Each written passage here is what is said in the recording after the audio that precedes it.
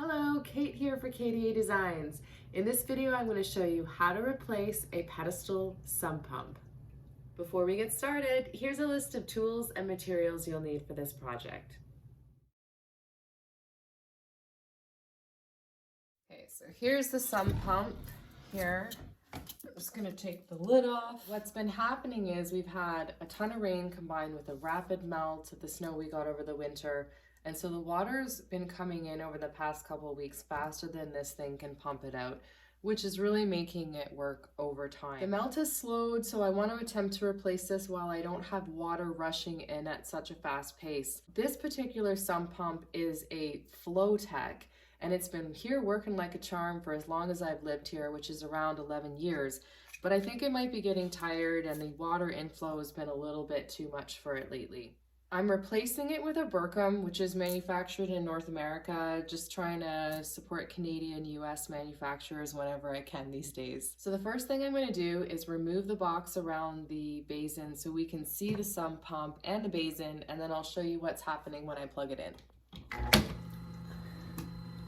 Okay, so it doesn't look like it's draining. It's just kind of circulating. So then I unplug it and it kind of clicks and I do it, and then it seems to be pumping it again. But obviously I can't keep doing this, so it's time to replace it. Is this thing gonna explode? I apologize for the background noise. I'm just allowing that pump to go while I put the new sump pump together. So the first thing I need to do is to put the rod, float right here, and the rubber washers together. There's these little pieces here. So I'm putting the rod, this is the part that has the threaded part, goes down first, okay, through the lower rod guide, and then I'm gonna push a rubber washer here about 6 inches from the top of the rod, and I can adjust this part later.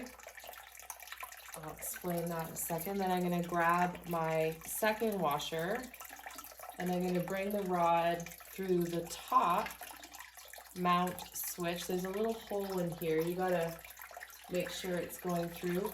And then I'm going to put the other washer through at the very top. Okay.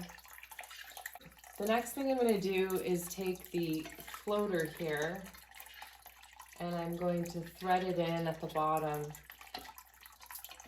You probably have to push it up a little bit. It's not really going in easy.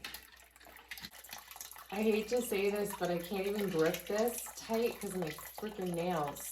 They're real, but see, I can't, they're like hurting my hand, so, okay. I'm gonna have to use some grips or something to hold it in place. See, there's a solution to everything. I have to add a couple more pieces to the new sump pump before I can install it. The first thing I have here is a check valve. Now this one here is an actual Burcom check valve, so it has a threaded bottom, and I'm going to thread this right into the base of the pump.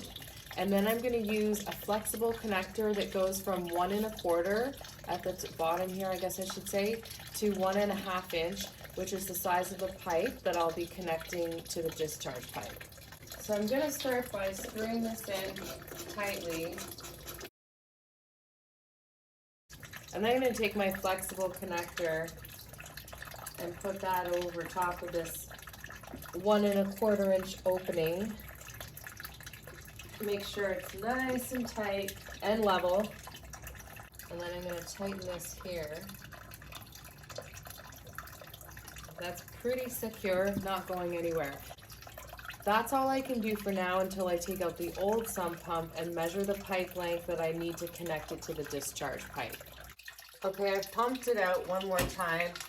Now I'm just gonna take this cord apart. It's wrapped around this pipe so obviously it doesn't drop. And then all I need to do here is unscrew this thing right here. Loosen that up. I don't want it to fall, but I'm probably going to do some water.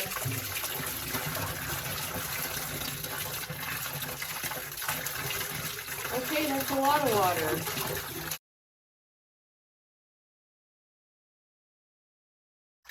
So there's the old one. Probably time to replace it, eh? Now I just have to measure from here to here, from the bottom to the top, so I know how long to cut that pipe here going into the discharge pipe.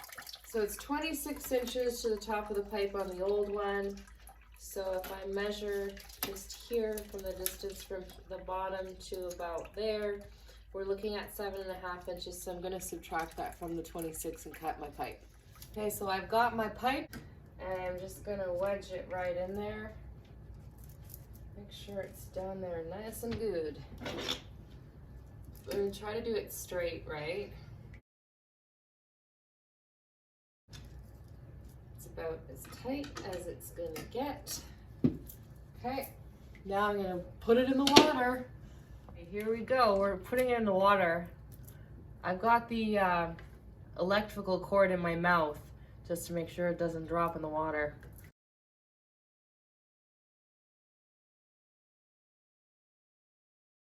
Now I'm going to take this pipe here that I just installed and attach it here and then tighten it up.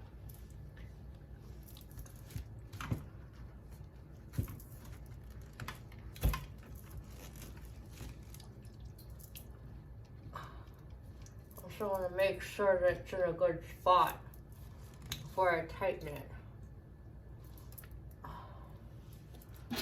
Okay, got my screwdriver. Oh gosh, I hope this works. We can see my water levels rising. Now the last step before I plug it in, I'm just wrapping it somewhat around this pipe here because I don't want at any point for the cord to be able to fall into the water. This is the big moment. I'm going to be plugging this in now and seeing if this thing actually works and if I installed it correctly. I'll probably have to adjust it a little bit when it comes to the pump stop and start washers. Holy Toledo. That sounds beautiful. Oh, I love it. I hope you found this video helpful. If you did, make sure you hit that subscribe button down there. You can also follow me on Instagram at KDA_designs 2.0. Thank you for watching.